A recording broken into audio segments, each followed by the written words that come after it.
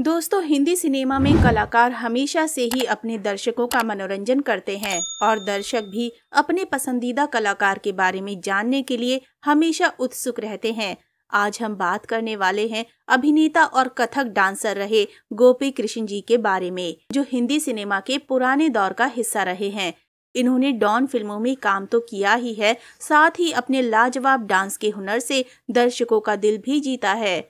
गोपी कृष्ण का जन्म 22 अगस्त 1935 को कलकत्ता में हुआ था। भारतीय कथक नर्तक, अभिनेता और कोरियोग्राफर थे। उन्होंने भरतनाट्यम का भी अध्ययन किया था। 1952 में 17 साल की उम्र में गोपी कृष्ण हिंदी फिल्म इतिहास में सबसे कम उम्र के कोरियोग्राफरों में से एक बन गए, जब उन्हें नृत्य कोरियोग्राफ करने के लिए काम पर रखा गया। गोपी कृष्ण का जन्म कथक नर्तकों के परिवार में हुआ था। उनके नाना पंडित सुखदेव महाराज कथक के शिक्षक थे और उनकी चाची सितारा देवी एक कथक नर्तकी थी, जिन्होंने दुनिया भर में प्रदर्शन किया है। जब वो 11 साल के थे, तब गोपी कृष्ण ने अपने दादा से प्रशिक्षण लेना शुरू किया। उन्होंने शंभू महाराज से भी सीखा। कथक के अलावा गोपी कृष्ण ने महालिंगम पिल्लई और गोविंद राज पिल्लई से भरतनाट्यम सीखा था। क्रोनिक अस्थमा से पीड़ित होने के बावजूद उन्होंने अपने नृत्य प्रदर्शनों की सूची का विस्तार करना जारी रखा। 15 साल की उम्र में अखिल बंगाल संगीत सम्मेलन में नटराज की उपाधि प्राप्त की। 1952 में 17 वर्षीय गोपी कृष्ण हिंदी फिल्म इतिहास में सबसे कम उम्र के कोरियोग्राफरों में से एक बन गए, जब उन्हें साकी में मधुबाला के लिए कृष्ण कोरियोग्राफ करने के लिए रखा गया था। 1955 में वो अपनी पहली फिल्म झनक झनक पायल बाजे में दिखाई दिए। फिल्म में उन्होंने गिरधर की भूमिका निभाई थी, जो एक प्रतिभाशाली युवा नर्तक था, जिसका अपने साथी के लिए प्यार उसके नृत्य करियर को खत्म करने में डाल देता है। फिल्म मुख्य रूप से नैना सो नैन ना ही मिलाओ जैसे गीतों के कारण सफल रही और शास्त्रीय नृत्य में लोगों की रुचि को पुनर्जीवित करने में मदद की। उन्होंने गृहस्थी, दास्तान, महबूबा, उमराव जान, नाचे मयूरी और द परफेक्ट मर्डर जैसी कई फिल्मों को कोरियोग्राफ भी किया। 1960 और 70 के दशक के दौरान उन्होंने भारत की सीमा चौकियों का दौरा किया और सुनील दत्त की अजंता कला सांस्कृतिक मंडली के साथ सैनिकों का मनोरंजन किया।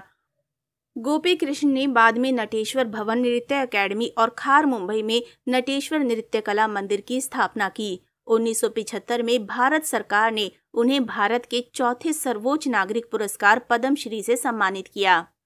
उन्होंने 9 घंटे और 20 मिनट तक लगातार सबसे लंबे समय तक कथक नृत्य करने का विश्व रिकॉर्ड बनाया। उन्होंने B.R. चोपड़ा की फिल्म हमराज में ना मुनह छुपके जियो और असित सेन की फिल्म अन्नदाता के लिए चंपावती तू आजा में मास्टर डांसर के रूप में भी काम किया।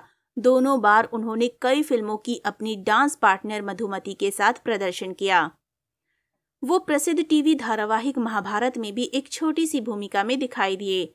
गोपी कृष्ण का जन्म 22 अगस्त 1935 को कलकत्ता में हुआ था और 18 फरवरी 1994 को दिल का दौरा पड़ने से बॉम्बे में उनकी मृत्यु हो गई थी। गोपी कृष्ण कथक की बनारस घराना शैली के प्रतिपादक थे। उन्होंने अपने नृत्य में कथकली और भरतनाट्यम जैसे कई तत्वों को शामिल किया। गोपी कृष्ण ने 1964 में कथक नृत्यांगना सावित्री से विवाह किया। उनकी दत्तक पुत्री शंपा सोंथालिया का जन्म 1980 में हुआ था। वो कोरियोग्राफर और डांसर भी बनी। झलक दिखला जा के 5वें और 7वें सीजन में विजेता रहीं, जहां उनकी जोड़ी अभिनेता गुरमीत चौधरी और आशीष शर्मा के साथ बनी। तो दोस्तों, अभी के लिए बस इतना ही। मिलते हैं अगली वीडियो में। तब तक आप सब अपना ध्यान रखिए। Bye bye. और हाँ, ऐसी तमाम पुराने दौर के कलाकारों के बारे में जानने के लिए हमारे चैनल को सब्सक्राइब करना ना भूलें।